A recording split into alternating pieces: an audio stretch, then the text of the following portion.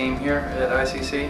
My wife and I have been coming here for about 2.5 years. Hey church, my name is David and I'm part of the church finance team.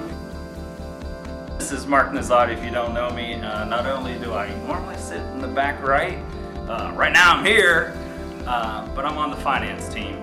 Hello, my name is Jorge and I am part of the ICC finance team. As we were getting ready to start this new study on generosity, we settled on this title of Be Generous because we want everyone as a church, starting on an individual basis, to just look at our lives and see how we give, because every one individual gives towards something. Because God is calling us to go beyond our own building. If you look at what happened last year, the mighty things that we were able to achieve, it just makes sense that we have to continue extending the vision, because the moment we start to get comfortable at where we are, the moment we start to deny ourselves of the blessings that we can get. When I was a kid and I was going to church, I learned a song that it goes like this.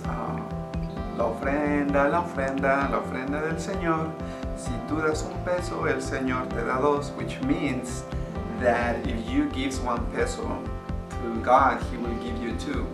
Well, later on my life as a Christian, I learned that even if you don't give anything to God, if you fail, He keeps you blessing you. So I learned that if God keeps blessing me, I mean, the least that I can do is give Him because I love Him. So I give to God because I love Him, not because I'm expecting Him to give me something back. The Lord tells us that, you know, we're stewards of His gift. We have what He's given us. It's always His, but He's blessed us with it. He expects us to manage it. Small people, small things with a single focus can do amazing things. One of the biggest thing as we enter into this series, or as we continue through this series of giving, is I myself and my family and everybody that I know kind of getting to a point whereby you ask yourself, what does this mean to me? What does really giving mean to me? And one of the things that comes to mind, especially maybe this could be related to what I do, is the fact that I realize that giving and strategically giving starts with planning. So with this great potential, there's so much we can do. So what do we do with that potential? Imagine first was missions, right? Our core heart of church is missions. 25% of our budget minimum is missions. Well, guess what? How many missions do we do this year? Actually a lot, especially for our size. But just imagine what we could do with extra money. We could have, I don't know, 4, 5, 6 full-time missionaries. We could have an entire bus of people go to a mission. Well, we should be a generous church because God has placed us here with a purpose. So I don't know what is the purpose.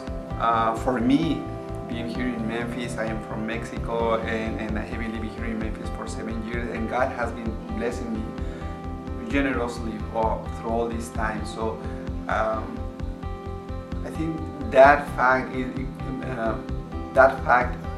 reminds me to be a generous person. I mean, and He has been blessing me a lot.